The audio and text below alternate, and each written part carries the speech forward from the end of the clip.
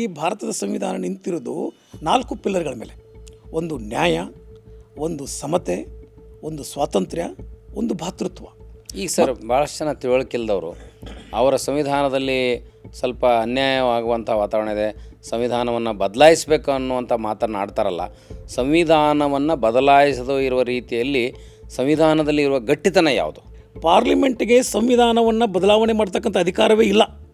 ಯಾಕಂದರೆ ಭಾರತ ಸಂವಿಧಾನವನ್ನು ರಚನೆ ಮಾಡಿದ್ದು ಪಾರ್ಲಿಮೆಂಟ್ ಅಲ್ಲ, ಭಾರತ ಸಂವಿಧಾನವನ್ನು ರಚನೆ ಮಾಡಿದ್ದು ಕಾನ್ಸ್ಟಿಟ್ಯೂಯೆಂಟ್ ಅಸೆಂಬ್ಲಿ. ಮನುಸ್ಮೃತಿ ಈ ದೇಶದ ಮೂಲ ನಿವಾಸಿಗಳಿಗೆ ಶಸ್ತ್ರ ಹಿಡಿಯುವ ಅಧಿಕಾರವನ್ನು ಕಿತ್ಕೊಂಡಿತ್ತು, ಶೂದ್ರರಿಗೆ ಶಿಕ್ಷಣವನ್ನು ನಿರಾಕರಿಸಿತ್ತು, ಶೂದ್ರರಿಗೆ ಆಸ್ತಿ ಹಕ್ಕನ್ನು ನಿರಾಕರಿಸಿತ್ತು, ಶೂದ್ರರಿಗೆ ಶಸ್ತ್ರ ಹಕ್ಕನ್ನು ನಿರಾಕರಿಸಿತ್ತು. ಆದ್ದರಿಂದಲೇ ಇಡೀ ದೇಶದ ರಕ್ಷಣೆಯನ್ನು ಕೆಲವು ಪರ್ಸೆಂಟ್ ಆದಂಥ ಕ್ಷತ್ರಿಗೆ ಮಾತ್ರ ನೀಡಲಾಗಿತ್ತು. ಆದ್ದರಿಂದ ಯಾರೋ ವಿದೇಶಿಯ ದಾಳಿ ಮಾಡಿದ್ರಲ್ಲ, ಆ ಸೈನ್ಯ ಬಲವನ್ನು ಬಗ್ಗಬಡಿದರೆ ಇಡೀ ಜನಸಮುದಾಯ ಶರಣಾಗ್ತಿತ್ತು. ಯಾಕೆ ಜನಸಮುದಾಯಕ್ಕೆ ಶಸ್ತ್ರ ಅಧಿಕಾರವೇ ಇರಲಿಲ್ಲ. ಆದ್ದರಿಂದ ನಮ್ಮ ದೇಶ ವೀಕ್ ಆಯಿತು. ಅನೇಕ ಪರಕೀಯರು ಬಂದು ನಮ್ಮ ಮೇಲೆ ದಾಳಿ ಮಾಡಿ ಲೂಟಿ ಮಾಡಿ ಹೋಗಲಿಕ್ಕೆ ಸಾಧ್ಯ ಆಯಿತು. ಈಗ ನಾವು ಯಾವಾಗಲೂ ಕಾನೂನನ್ನು we should use it as a shield. ನಾವು ಕಾನೂನನ್ನು ಒಂದು ಗುರಾಣಿಯನ್ನಾಗಿ ಬಳಸಬೇಕು ಹೊರತು ಕತ್ತಿಯನ್ನಾಗಲ್ಲ.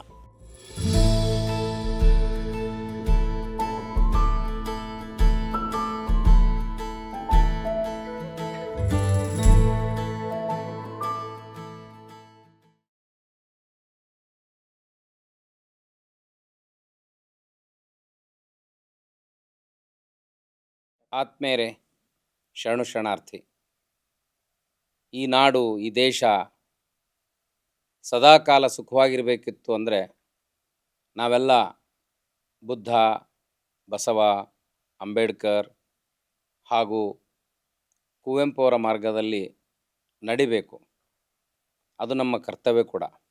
ಹಾಗೆ ಯಾವುದೇ ಜಾತಿ, ಧರ್ಮ, ಜನಾಂಗದಲ್ಲಿ ನಾವು ಜನಿಸಿದರೂ ಕೂಡ ನಮ್ಮ ಬದ್ಧತೆ ಈ ದೇಶದ ಗೌರವಕ್ಕಾಗಿ ಬುದ್ಧ, ಬಸವ, ಅಂಬೇಡ್ಕರ್, ಗಾಂಧಿ, ಕುವೆಂಪು ಯಾಕೆ ಪ್ರಸ್ತುತ ಅಂದರೆ ಎಲ್ಲರೂ ಬದುಕು ಹಸನಾಗಬೇಕು ಅಂತ ಕಂಡವರು. ಹಾಗೆ ಈ ಹಿನ್ನೆಲೆಯಲ್ಲಿ ಇವತ್ತು ನಮ್ಮೊಂದಿಗೆ ಬುದ್ಧನನ್ನು, ಬಸವನನ್ನು, ಅಂಬೇಡ್ಕರ್ ಅವರನ್ನು ಆಳವಾಗಿ ಅಧ್ಯಯನ ಮಾಡಿದ ಹೆಸರಿಗೆ ತಕ್ಕ ಹಾಗೆ ಡಾಕ್ಟರ್ ಬಾಬಾ ಸಾಹೇಬ್ ಜಿರ್ನಾಳ್ಕರ್ ಅವರು ನಮ್ಮ ಜೊತೆಗಿದ್ದಾರೆ. ನಾನು ಅವ್ರನ್ನ ಮಾತಿಗೆ ಹಾರ್ದಿಕವಾಗಿ ಸ್ವಾಗತಿಸ್ತೇನೆ. ಶರಣಾರ್ಥಿ ಸರ್. ಶರಣಾರ್ಥಿ ಸರ್. ಸರ್, ನೀವು ಹೆಸರೇ ನಿಮ್ಮ ತಂದೆ ನಿಮಗೆ ಬಾಬಾ ಸಾಹೇಬ್ ಅಂತ ಇಟ್ಟಿದ್ದಾರೆ. ಈ ಬಾಬಾ ಸಾಹೇಬ್ ಕೇವಲ ಭಾರತ ಸಂವಿಧಾನದ ಸ್ಫೂರ್ತಿ ಅಲ್ಲ, ಅಮೇರಿಕಾದಲ್ಲೂ ಕೂಡ ಬಾಬಾ ಸಾಹೇಬ್ ಅವರಿಗೆ ಭಾಳ ದೊಡ್ಡ ಬೆಲೆ ಇದೆ. ಅವರು ಅಮೇರಿಕಾದಲ್ಲಿ ಅಧ್ಯಯನ ಮಾಡ್ತಾ ಇರಬೇಕಾದಾಗ ಅವರಷ್ಟು ಆಳವಾದ ಅಧ್ಯಯನ ಮಾಡಿದ ಉದಾಹರಣೆಗಳಿಲ್ಲ. ಆದರೆ ನಾವು ಯಾಕೋ ಭಾರತೀಯರು ಬಾಬಾ ಸಾಹೇಬರು ಸಂವಿಧಾನ ಶಿಲ್ಪಿ ಅಂತ ಹೇಳಿ ಕೇವಲ ಊರಿನ ಗಲ್ಲಿಗಳಲ್ಲಿ ಅವರ ಮೂರ್ತಿಯನ್ನು ನಿಲ್ಲಿಸಿ ಸಂತೃಪ್ತಿ ಪಟ್ಕೊಂಡಿದ್ದೇವೆ. ಆದರೆ ಬಾಬಾ ಸಾಹೇಬ್ ಅಂಬೇಡ್ಕರ್ ಅವರ ಮೌಲ್ಯಗಳು ನಮಗೆ ಆಳವಾಗಿ ಇಳಿದಿಲ್ಲ. ಇದಕ್ಕೆ ಕಾರಣ ಏನಿರ್ಬೋದು ಸರ್? ಸರ್, ನಾವು ಬಾಬಾ ಸಾಹೇಬರ ಚಿಂತನೆಗಳನ್ನು ಆಳವಾಗಿ ಅಧ್ಯಯನ ಮಾಡಬೇಕು. ಬಾಬಾ ಸಾಹೇಬರನ್ನು ತಲೆ ಮೇಲೆ ಹೊತ್ತಿಸ್ಕೊಂಡು ಏರಿಸ್ಕೊಂಡು ಮೆರೆದರೆ ಬಾಬಾ ಸಾಹೇಬ್ ಚಿಂತನೆಗಳು ನಮಗೆ ಅರ್ಥ ಆಗೋದಿಲ್ಲ. ಆದ್ದರಿಂದ ಬಾಬಾ ಸಾಹೇಬ್ ಚಿಂತನೆಗಳನ್ನು ನಾವು ತಲೆಯ ಒಳಗೆ ಹಾಕೋಬೇಕು. ಹೀಗಿರೋದ್ರಿಂದ ಡಾಕ್ಟರ್ ಬಾಬಾ ಸಾಹೇಬ್ ಅಂಬೇಡ್ಕರ್ ಅವರ ಜೀವನ ಚರಿತ್ರೆ ಮತ್ತು ಬಾಬಾ ಸಾಹೇಬ್ ಅಂಬೇಡ್ಕರ್ ಅವರ ಕೃತಿಗಳನ್ನು ನಾವು ಆಳವಾಗಿ ಅಧ್ಯಯನ ಮಾಡಿದರೆ ಅವರ ವಿಚಾರಧಾರೆ ಏನಿತ್ತು, ಅವರ ಕನಸು ಏನಾಗಿತ್ತು, ಸಮಾಜ ನಿರ್ಮಾಣ ಹೇಗೆ ಕಟ್ಟಬೇಕು, ಪ್ರಬುದ್ಧ ಭಾರತ ನಿರ್ಮಾಣ ಹೇಗೆ ಆಗಬೇಕು ಅಂತಕ್ಕಂಥ ಏನು ಅವರು ಮಾನವ ಸಂವೇದನಾಶೀಲ ಒಂದು ಕನಸಾಗಿತ್ತು, ಅದು ನಮಗೆ ಅರ್ಥ ಆಗ್ತದೆ. ಕೇವಲ ನಾವು ಬಾಬಾ ಸಾಹೇಬರ ಜೈ ಭೀಮ್ ಅಂದರೆ ಅವ್ರ ಅರ್ಥ ಆಗಲ್ಲ. ಬಾಬಾ ಸಾಹೇಬರ ಫೋಟೋನ ನಾವು ತಲೆ ಮೇಲೆ ಇಟ್ಕೊಂಡು ಕುಣಿದಾಡಿದ್ರೆ ಬಾಬಾ ಸಾಹೇಬ್ ನಮಗೆ ಅರ್ಥ ಆಗಲ್ಲ. ಆದ್ದರಿಂದ ಬಾಬಾ ಸಾಹೇಬ್ ನಮಗೆ ಹೇಳೋದಂದರೆ, ನಾನು ಫೋಟೋಗಳಲ್ಲಿಲ್ಲ, ನಾನು ಭಾವಚಿತ್ರಗಳಿಲ್ಲ, ನಾನು ನನ್ನ ಕೃತಿಗಳಲ್ಲಿದ್ದೇನೆ ಅಂತ ಬಾಬಾ ಸಾಹೇಬ್ ಒಂದು ಕಡೆ ಹೇಳ್ತಾರೆ. ಅದರಿಂದ ಎಲ್ಲ ಜನ ಬಾಬಾ ಸಾಹೇಬರ ವ್ಯಕ್ತಿತ್ವ, ಹಿಮಾಲಯ ಸದೃಶ ವ್ಯಕ್ತಿತ್ವವನ್ನು ಅರ್ಥ ಮಾಡ್ಕೋಬೇಕಾದ್ರೆ ಅವರೇನು ಒಂದು ವಿದ್ವತ್ಪೂರ್ಣ ಗ್ರಂಥಗಳನ್ನು ಬರೆದಿದ್ದಾರೆ, ಆ ಗ್ರಂಥಗಳನ್ನು ನಾವು ಅಧ್ಯಯನ ಮಾಡಲಿಕ್ಕೆ ಆರಂಭ ಮಾಡಿದರೆ ಅವರ ಹಿಮಾಲಯ ಸದೃಶ ವ್ಯಕ್ತಿತ್ವ ನಮಗೆ ಅರಿವಾಗ್ತದೆ. ಮುಖ್ಯವಾಗಿ ಅವರು ಸರ್ ಈ ಸಾಮಾಜಿಕ ಅಸಮಾನತೆ, ಶೋಷಣೆ, ಜಾತಿ ವ್ಯವಸ್ಥೆಯ ಕ್ರೌರ್ಯದ ಬಗ್ಗೆ ಹೇಳಿದರು. ಅದನ್ನು ಮರೆಮಾಚಿ ನಾವು ಬರೀ ಅವ್ರನ್ನ ಸಂವಿಧಾನದ ಶಿಲ್ಪಿಯ ಲೆವೆಲ್ಲಿಗೆ ನಿಲ್ಲಿಸಿದ್ದೀಯಲ್ಲ, ಅದು ಬಹುಶಃ ಶೋಷಿತ ಜನಾಂಗ ಎಲ್ಲೋ ಅದನ್ನು ಅರ್ಥ ಮಾಡ್ಕೊಳ್ಳೋಕ್ಕೆ ವಿಫಲ ಆಗಿದೆ ಅಂತ ಅನಿಸೋದಿಲ್ವಾ ನಿಮಗೆ? ಹೌದು ಸರ್, ಹೌದು ಸರ್. ಅದಕ್ಕೆ ನಾವು ಅಂಬೇಡ್ಕರ್ ವಿಚಾರಧಾರೆಯನ್ನು ಸಮಾಜಕ್ಕೆ ಮುಟ್ಟಿಸುವಲ್ಲಿ ನಾವು ಇನ್ನೂ ಸಫಲರಾಗಿಲ್ಲ. ಅದರಿಂದ ಅಂಬೇಡ್ಕರ್ ವೈಚಾರಿಕತೆ, ಅಂಬೇಡ್ಕರ್ ಪ್ರಬುದ್ಧತೆ, ಅಂಬೇಡ್ಕರ್ ವಿದ್ವತ್ತು ನಾವು ಜನರಿಗೆ ಅರ್ಥ ಮಾಡ್ಕೊಳ್ಬೇಕಾದ್ರೆ ಅವರ ವಿಚಾರಧಾರೆಯನ್ನು ನಾವೆಲ್ಲರ ಕಡೆ ಪಸರಿಸಬೇಕು. ಅವರ ಕೃತಿಗಳ ಬಗ್ಗೆ, ಅವರ ಚಿಂತನೆಗಳ ಬಗ್ಗೆ ಚಿಂತನ ಮಂಥನ ಆಗಬೇಕು.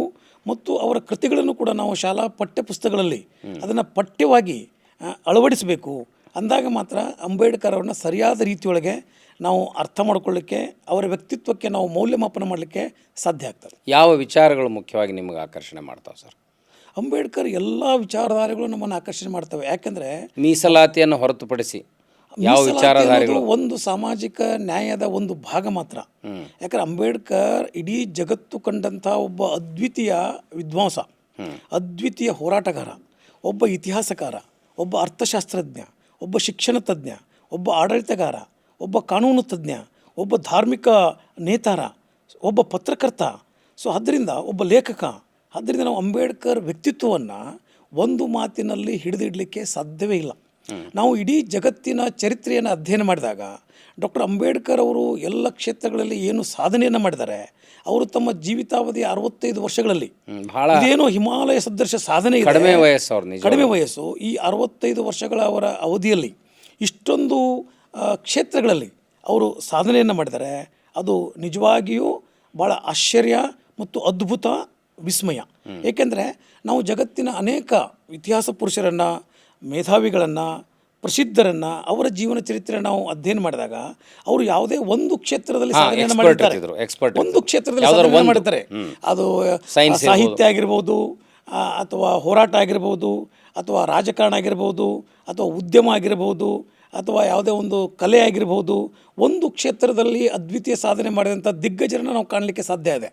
ಆದರೆ ಅಂಬೇಡ್ಕರ್ ವ್ಯಕ್ತಿತ್ವವನ್ನು ನಾನು ಆಗಲೇ ಹೇಳಿದ ಹಾಗೆ ಬಹುಮುಖ ವ್ಯಕ್ತಿತ್ವದಲ್ಲಿ ಅವರನ್ನು ನಾವು ಕಾಣಲಿಕ್ಕೆ ಸಾಧ್ಯ ಆಗ್ತದೆ. ಆದ್ದರಿಂದ ಅಂಬೇಡ್ಕರ್ ಅವರನ್ನು ಇಡೀ ಜಗತ್ತು ಇವತ್ತು ವಿಸ್ಮಯದಿಂದ ಕಾಣ್ತಾ ಇದೆ. ಆದ್ದರಿಂದ ಇವತ್ತು ವಿಶ್ವಸಂಸ್ಥೆ ಕೂಡ ಡಾಕ್ಟರ್ ಅಂಬೇಡ್ಕರ್ ಅವರ ಜನ್ಮದಿನವನ್ನು ವಿಶ್ವ ಜ್ಞಾನ ದಿನವನ್ನಾಗಿ ಆಚರಣೆ ಮಾಡ್ತಾ ಇದೆ. ಮತ್ತು ಅಂಬೇಡ್ಕರ್ ಬಗ್ಗೆ ಇವತ್ತು ಎಲ್ಲ ವಿಶ್ವವಿದ್ಯಾಲಯಗಳಲ್ಲಿ, ಅದರಲ್ಲೂ ವಿಶೇಷವಾಗಿ ವಿದೇಶಿ ವಿಶ್ವವಿದ್ಯಾಲಯಗಳಲ್ಲಿ ಅಂಬೇಡ್ಕರ್ ಚಿಂತನೆಗಳ ಬಗ್ಗೆ ಇವತ್ತು ಮರು ವ್ಯಾಖ್ಯಾನ ಮಾಡ್ತಾ ಇದೆ. ಕೊಲಂಬಿಯಾದಲ್ಲಿ ಅವರ ಕೊಲಂಬಿಯಾ ವಿಶ್ವವಿದ್ಯಾಲಯದಲ್ಲಿ ಅವರ ಪ್ರತಿಮೆಯನ್ನು ಕೂಡ ಇವತ್ತು ಸ್ಥಾಪನೆ ಮಾಡಲಾಗಿದೆ. ಸೊ ಆದ್ದರಿಂದ ಇವತ್ತು ಜಗತ್ತು ಡಾಕ್ಟರ್ ಅಂಬೇಡ್ಕರ್ ಅವರ ವಿಚಾರಧಾರೆ, ಡಾಕ್ಟರ್ ಅಂಬೇಡ್ಕರ್ ಅವರ ಕೃತಿಗಳನ್ನು ಅಧ್ಯಯನ ಮಾಡಿ ಅದರಿಂದ ಸ್ಫೂರ್ತಿಯನ್ನು ಪಡಿತಾ ಇದೆ. ಆದ್ದರಿಂದ ಡಾಕ್ಟರ್ ಅಂಬೇಡ್ಕರ್ ಇವತ್ತು he has emerged as a symbol of knowledge. ಅವರು ಈಗ ಜ್ಞಾನದ ಚಿಹ್ನೆಯನ್ನಾಗಿ, ಜ್ಞಾನದ ಚಿಹ್ನೆಯಾಗಿ ಇವತ್ತು ಹೊರಹೊಮ್ಮಿದ್ದಾರೆ. ಮತ್ತು ವಿಶ್ವಸಂಸ್ಥೆಯು ಕೂಡ ಅವರ ಜನ್ಮದಿನವನ್ನು ಸಿಂಬಲ್ ಆಫ್ ನಾಲೆಜ್, ಜ್ಞಾನದ ಚಿಹ್ನೆ ಅಂತ ಆಚರಣೆ ಮಾಡ್ತಾ ಇದೆ. ಸರ್, ಈಗ ನಮ್ಮ ಯುವಕರು, ಮುಖ್ಯವಾಗಿ ದಲಿತ ಯುವಕರು, ಅಂಬೇಡ್ಕರ್ ಅವರ ಆಳವಾದ ಅಧ್ಯಯನಕ್ಕಿಂತಲೂ ಹೊರನೋಟದ ಹೋರಾಟಗಳಿಗೆ ಸೀಮಿತ ಆದರು ಅಂತ ನಿಮ್ಗೆ ಅನಿಸೋದಿಲ್ವಾ? ಖಂಡಿತ ಅನಿಸ್ತದೆ. ನಮಗೆ ನೋವಾಗುತ್ತೆ ಎಲ್ಲೋ ಒಂದು ಖಂಡಿತ ಅನಿಸ್ತದೆ. ಬಸವತತ್ವವನ್ನು ಪ್ರತಿಪಾದನೆ ಮಾಡುವಂಥ ನಮಗೆ ದಲಿತ ಯುವಕರು ಅಂಬೇಡ್ಕರ್ ಅವರು ಅಷ್ಟು ಯಾವುದಾದ್ರೂ ಒಂದನ್ನು ಆಳವಾಗಿ ಓದಿಬಿಟ್ಟಿದ್ರೆ ಎಷ್ಟು ಚೆನ್ನಾಗಿರ್ತದೆ ಅಂತ ನಮ್ಗೆ. ಅದಕ್ಕೆ ನಾವು ಹೇಳೋದು, ಅಂಬೇಡ್ಕರ್ ನಾವು ತಲೆ ಮೇಲೆ ಇಟ್ಕೊಳ್ಳೋಕ್ಕಿಂತ ಅಂಬೇಡ್ಕರ್ ನಾವು ತಲೆ ಒಳಗೆ ಇಟ್ಕೊಳ್ಬೇಕು ಅನ್ನೋದನ್ನೇ ಈ ಉದ್ದೇಶಕ್ಕೆ ನಾನು ಹೇಳಿದ್ದು. ಅದರಿಂದ ನಮಗೆ ಅಂಬೇಡ್ಕರ್ ಹೋರಾಟ ನಮಗೆ ಎಷ್ಟೊಂದು ಸ್ಫೂರ್ತಿಯನ್ನು ಕೊಡ್ತದೆ. ಅದೇ ರೀತಿಯೊಳಗೆ ಅಂಬೇಡ್ಕರ್ ಅವರ ಬರಹಗಳು, ಅಂಬೇಡ್ಕರ್ ಅವರ ಭಾಷಣಗಳು, ಅಂಬೇಡ್ಕರ್ ಅವರ ಚಿಂತನೆಗಳು ನಮಗೆ ಸ್ಫೂರ್ತಿ ಆಗಬೇಕು ಮತ್ತು ಮಾದರಿ ಆಗಬೇಕು. ಏನು ನಮ್ಮ ಯುವಕರು ಒಂದು ಹೋರಾಟದ ಒಂದು ಮಜಲನ್ನು ಅವರು ಅಪ್ಪಿಕೊಂಡಿದ್ದಾರೆ, ಅದೇ ರೀತಿಯೊಳಗೆ ಅಂಬೇಡ್ಕರ್ ವಿದ್ವತ್ತು, ಅಂಬೇಡ್ಕರ್ ಅಧ್ಯಯನ, ಅಂಬೇಡ್ಕರ್ ಪಾಂಡಿತ್ಯ ಕೂಡ ನಮಗೆ ಅನುಕರಣೀಯ ಆಗಬೇಕು. ನಾವು ಅದನ್ನು ಅನುಸರಿಸಬೇಕು. ಯಾವ ನಿಮಗೆ ಮೀಸಲಾತಿಯನ್ನು ಹೊರತುಪಡಿಸಿ, ರಾಜಕೀಯ ಚಿಂತನೆಗಳನ್ನು ಹೊರತುಪಡಿಸಿ, ರಾಜಕೀಯ ಅಧಿಕಾರ ಬೇಕು ಅಂತ ಹೇಳಿದರು, ಅದನ್ನು ಹೊರತುಪಡಿಸಿ ಮಾನವೀಯ ಮೌಲ್ಯಗಳ ಪ್ರತಿಪಾದನೆಗೆ ಯಾವ ಅಂಶ ನಿಮಗೆ ಹೆಚ್ಚು ಆಕರ್ಷಣೆಯನ್ನು ಉಂಟು ಮಾಡಿತು? ಅಂಬೇಡ್ಕರ್ ಒಬ್ಬ ರಾಷ್ಟ್ರೀಯವಾದಿ.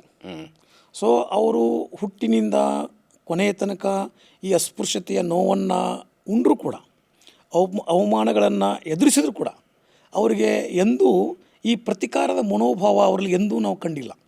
ನಾವು ಅದು ಏನು ದ್ವೇಷ ಇಲ್ಲ, ಅಟ್ರಾಸಿಟಿ ಇದನ್ನೆಲ್ಲ ಟೀಕೆ ಮಾಡ್ತಾರಲ್ಲ ಅಂಬೇಡ್ಕರ್ ವಿರೋಧಿಸುವವರು, ಅದು ಅವರಲ್ಲಿ ಆ ಭಾವನೆ ಇರಲಿಲ್ಲ ನಿಜವಾಗಲೂ. ಅಂಬೇಡ್ಕರ್ ಬುದ್ಧನ ಅನುಯಾಯಿ, ಅಂಬೇಡ್ಕರ್ ಶಾಂತಿಪ್ರಿಯ, ಅಂಬೇಡ್ಕರ್ ಕಬೀರ್ನನ್ನು, ಬುದ್ಧನನ್ನು ಭಾಳ ಅವರಿಂದ ಆಳವಾಗಿ ಪ್ರಭಾವಿತರಾದವರು. ಆದ್ದರಿಂದ ಅವರು ಯಾವಾಗಲೂ ಮಾನವ ಕುಲದ ಹಿತಚಿಂತಕರು. ಸೊ ಆದ್ದರಿಂದ ಅವರ ಯಾವುದೇ ಕೃತಿಗಳಲ್ಲಿ ನಾವು ಪ್ರತಿಕಾರದ ಮನೋಭಾವವನ್ನು, ಶೇಡಿನ ಮನೋಭಾವವನ್ನು ಎಂದೂ ಕಾಣಲಿಕ್ಕೆ ಸಾಧ್ಯ ಇಲ್ಲ. ಆದ್ದರಿಂದ ಬಾಬಾ ಸಾಹೇಬ್ ಅಂಬೇಡ್ಕರ್ ಅವರು ಭಾರತ ಸಂವಿಧಾನವನ್ನು ಬರಲಿಕ್ಕೆ 3 ವರ್ಷ ಟೈಮ್ ತೊಗೊಂಡ್ರು ಕೂಡ ಅವರು ಬುದ್ಧ ಆ್ಯಂಡ್ ಇಸ್ ಧಮ್ಮ ಬರಲಿಕ್ಕೆ 5 ವರ್ಷಗಳ ಟೈಮನ್ನು ತೊಗೊಂಡರು. ಅಂದರೆ ಬುದ್ಧನಿಗೆ ಅವರು ಹೆಚ್ಚು ಮಹತ್ವವನ್ನು ಕೊಟ್ಟಿದ್ದಾರೆ.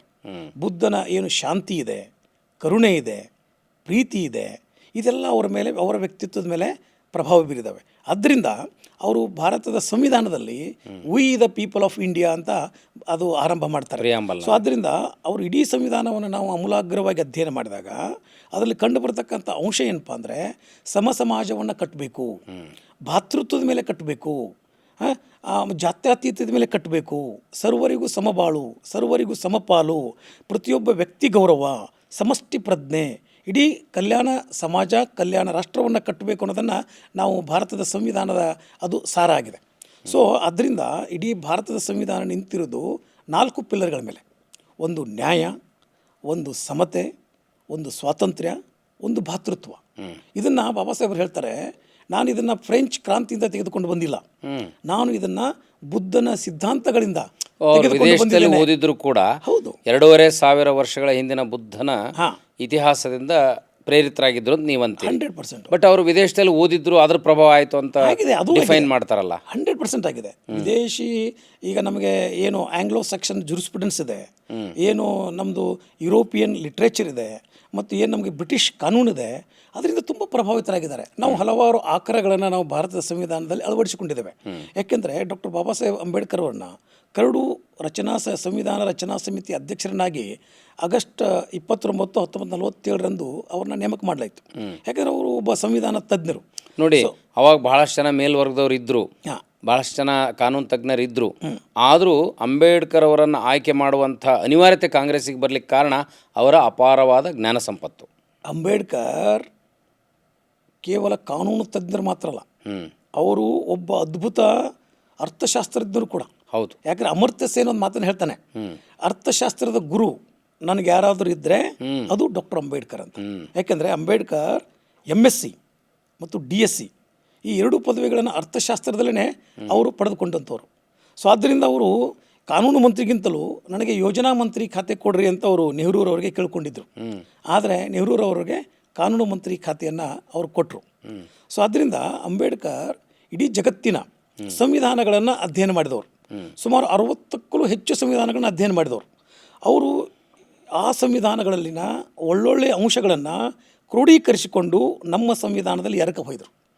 ಉದಾಹರಣೆಗೆ ಹೇಳಬೇಕಪ್ಪ ಅಂದರೆ ಮೂಲಭೂತ ಹಕ್ಕುಗಳನ್ನು ಅಮೇರಿಕೆ ಸಂವಿಧಾನದಿಂದ, ಹೌದು, ಸಂಸದೀಯ ಮಾದರಿ ಸರ್ಕಾರ ಪದ್ಧತಿಯನ್ನು ಬ್ರಿಟಿಷ್ ಸಂವಿಧಾನದಿಂದ, ಒಕ್ಕೂಟ ವ್ಯವಸ್ಥೆಯನ್ನು ಕೆನಡಾ ಸಂವಿಧಾನದಿಂದ, ಏನು ತಿದ್ದುಪಡಿ ಅಂತೀವಿ ಇದನ್ನು ಆಫ್ರಿಕನ್ ಸಂವಿಧಾನದಿಂದ, ಜುಡಿಷಿಯಲ್ ರಿವ್ಯೂ ಅಂತ ಏನು ಕರಿತೀವಿ ಅದನ್ನು ಅಮೇರಿಕೆ ಸಂವಿಧಾನದಿಂದ, ಮತ್ತೇನು ನಾವು ರೂಲ್ ಆಫ್ ಲಾ ಅಂತೀವಿ ಇದನ್ನು ಬ್ರಿಟಿಷ್ ಜಪಾನ್ ಸಂವಿಧಾನದಿಂದ, ಮತ್ತು directive principles of state policy ಅಂತ ಏನು ಕರಿತೀವಿ ಇದನ್ನು ಐರಿಷ್ ಸಂವಿಧಾನದಿಂದ, ಪಾರ್ಲಿಮೆಂಟ್ರಿ ಫಾರ್ಮ್ ಗೌರ್ಮೆಂಟ್ ಅಂತ ಏನು ಕರಿತೀವಿ ಇದನ್ನು ಬ್ರಿಟಿಷ್ ಸಂವಿಧಾನದಿಂದ, ಹೀಗೆ ಎಮರ್ಜೆನ್ಸಿ ಪವರ್ಸನ್ನು ಜರ್ಮನಿ ಸಂವಿಧಾನದಿಂದ, ಹೀಗೆ ಜಗತ್ತಿನ ಹಲವಾರು ಸಂವಿಧಾನಗಳಿಂದ ಹಲವಾರು ಒಳ್ಳೊಳ್ಳೆಯ ಅಂಶಗಳನ್ನು ಕ್ರೋಢೀಕರಿಸಿಕೊಂಡು ನಮ್ಮದೇ ಆದಂತಹ ಅದ್ಭುತ ಸಂವಿಧಾನವನ್ನು ಬಾಬಾ ಸಾಹೇಬರು ಕಟ್ಟಿಕೊಡುವಲ್ಲಿ ಯಶಸ್ವಿಯಾದರು. ಈಗ ಸರ್, ಭಾಳಷ್ಟು ಜನ ತಿಳುವಳಿಕಿಲ್ದವರು ಅವರ ಸಂವಿಧಾನದಲ್ಲಿ ಸ್ವಲ್ಪ ಅನ್ಯಾಯವಾಗುವಂಥ ವಾತಾವರಣ ಇದೆ, ಸಂವಿಧಾನವನ್ನು ಬದಲಾಯಿಸಬೇಕು ಅನ್ನುವಂಥ ಮಾತನ್ನು ಆಡ್ತಾರಲ್ಲ. ಸಂವಿಧಾನವನ್ನು ಬದಲಾಯಿಸದೇ ಇರುವ ರೀತಿಯಲ್ಲಿ ಸಂವಿಧಾನದಲ್ಲಿ ಇರುವ ಗಟ್ಟಿತನ ಯಾವುದು? ನಿಮಗೆ ಉದಾಹರಣೆ ಕೊಟ್ಟು ಹೇಳ್ತೀನಿ.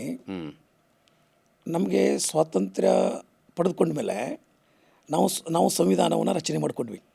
ಸೊ ನಮ್ಮ ಸಂವಿಧಾನ ರಚನೆ ಆದಮೇಲೆ ಅನೇಕ ದೇಶಗಳು ಬ್ರಿಟಿಷರಿಂದ ಸ್ವಾತಂತ್ರ್ಯವನ್ನು ಪಡ್ಕೊಂಡು, ಉದಾಹರಣೆಗೆ ಹೇಳ್ಬೇಕಂದ್ರೆ ಆಫ್ರಿಕನ್ ದೇಶಗಳು, ಏಷ್ಯನ್ ದೇಶಗಳು ಬ್ರಿಟಿಷರಿಂದ ಸ್ವಾತಂತ್ರ್ಯ ಪಡ್ಕೊಂಡು ಆ ಎಲ್ಲ ಸಂವಿಧಾನಗಳು ಭಾರತದ ಸಂವಿಧಾನವನ್ನು ಕಾಪಿ ಮಾಡಿದ್ದಾವೆ.